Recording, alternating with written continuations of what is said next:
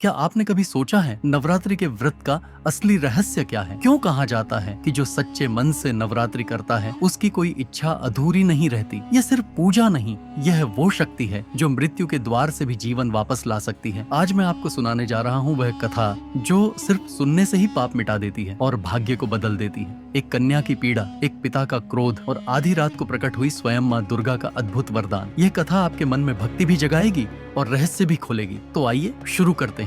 नवरात्रि महिमा कथा प्राचीन काल की बात है। हिमालय की गोद में स्थित एक पवित्र नगर में ऋषियों का एक महान सभा समारोह हुआ। वहाँ देवताओं के गुरु बृहस्पति भी उपस्थित थे। सभा में चारों ओर वेद पाठ की गूंज थी। वातावरण धूप और हवन की सुगंध से भरा हुआ था। उसी सभा में उपस्थित थे स्वयं ब्रह्मा जी, जो सृष्टि के रचयिता माने जाते हैं। बृहस्पति जी ने हाथ जोड़कर प्रश्न किया, हे परमपिता ब्रह्मा, हम सब जानते हैं कि नवरात्र के दिनों में देवी दुर्गा की आराधना का विशेष महत्व है, परंतु ये व्रत क्यों किया जाता है? इसकी विधि क्या है और सबसे पहले किसने इसका पालन किया? जो मनुष्य इसे करता है उसे कौन कौन से फल प्राप्त होते हैं? कृपया इस रहस्य से हमें अवगत कराइए। ब्रह्मा जी मुस्कुराए और बोले, हे बृहस्पति, तुम्हारा प्रश्न समस्त प्राणियों के कल्याण का मार्ग खोलने वाला है। सुनो, नवरात्र व्रत साधारण व्रत नहीं है। यह वह उपासना है जिसमें मनुष्य माँ आदिशक्ति के 9 स्वरूपों की पूजा करके अपनी समस्त इच्छाओं को पूर्ण कर सकता है। यह व्रत संतान, धन, विद्या और सुख प्रदान करने वाला है। रोगी इससे रोग मुक्त होता है, दुखी सुखी हो जाता है और बंधनों में फंसा व्यक्ति भी मुक्त हो जाता है। इस व्रत का महत्व इतना है कि जो इसे श्रद्धा से करता है उसके लिए कोई मनोरथ असंभव नहीं रहता। फिर ब्रह्मा जी ने कहा, बृहस्पति, इस व्रत का प्रथम इतिहास अत्यंत अद्भुत है। ये कथा केवल सुनने से ही पाप मिटते हैं और भक्त के जीवन में शुभ फल आता है। अब सावधान होकर सुनो। इसके बाद ब्रह्मा जी ने एक पवित्र नगर और वहाँ की एक करुण कथा सुनानी शुरू की। बहुत समय पहले पीठपुर नामक नगर में एक ब्राह्मण रहता था। उसका नाम अनाथ था, पर वह अपनी भक्ति और सद्गुणों के कारण सबका सम्मान पाता था। वह प्रतिदिन माँ दुर्गा की पूजा और हवन करता था। उसी ब्राह्मण की एक कन्या थी, उसका नाम था सुमति। सुमति रूप में सुंदर और स्वभाव में विनम्र थी। जैसे जैसे वह बड़ी होती गई, उसकी भक्ति भी गहरी होती गई। पिता जब देवी की आराधना करते तो वह भी उनके साथ बैठती और मंत्रों को ध्यानपूर्वक सुनती। एक दिन ऐसा हुआ कि खेल में डूबी हुई सुमति पूजा में सम्मिलित न हो सकी। पिता अनाथ को यह बात बहुत खल गई। उन्होंने क्रोध में आकर कहा, हे दुष्टा, तूने आज माँ का पूजन छोड़कर बड़ा अपराध किया है। इस गलती के कारण मैं तेरा विवाह किसी दरिद्र और रोगी से कर दूंगा। जा, अपने कर्मों का फल भुगत। पिता के कठोर वचनों से सुमति का हृदय टूट गया, पर उसने संयम से उत्तर दिया, पिताजी, मैं आपकी पुत्री हूँ, आपके निर्णय का विरोध नहीं कर सकती, परंतु एक बात कहूंगी, मनुष्य कर्म तो करता है पर फल देना ईश्वर के हाथ में है। जो मेरे भाग्य में लिखा होगा वही होगा। सुमति के धैर्यपूर्ण शब्दों ने पिता के क्रोध को और भड़का दिया। उन्होंने आवेश में आकर कन्या का विवाह एक कुष्ठ रोगी से कर दिया और उसे घर से निकाल दिया। सुमति पति के साथ वन में चली गई। घने अंधकार और भयावह वन में उसने रात गुजारी। वहाँ की ठंडी हवाओं और जंगली पशुओं के बीच उसने अपने दुर्भाग्य को कोसा और मन ही मन माँ दुर्गा को पुकारा। वन में पीड़ित सुमति जब आंसुओं से भीगी हुई सोई थी, तभी आधी रात को आकाश से दिव्य प्रकाश उतरने लगा। उस तेजोमय प्रकाश से माँ दुर्गा प्रकट हुई। उनके स्वरूप से चारों दिशाएं आलोकित हो गईं। माँ ने कहा, हे ब्राह्मणी, मैं तुम्हारी भक्ति और धैर्य से प्रसन्न हूँ। मांगो, जो चाहो वर मांगो। सुमति घबराई, फिर बोली, माँ, पहले तो बताइए आप कौन हैं और आप मेरे जैसे दीन पर क्यों प्रसन्न हुई?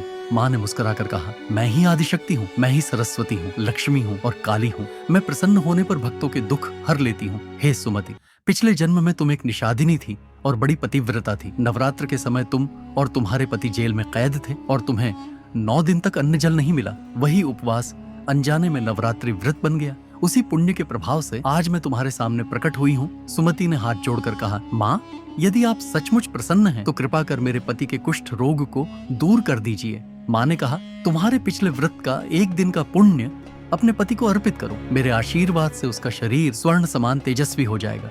इतना कहते ही सुमति का पति रोगमुक्त हो गया। उसका रूप ऐसा दीप्तिमान हुआ कि स्वयं चंद्रमा की आभा फीकी पड़ जाए। सुमति ने कृतज्ञ होकर माँ की स्तुति की और आंसुओं में भरी प्रार्थना की, हे दुर्गे, आप ही संसार की जननी हो।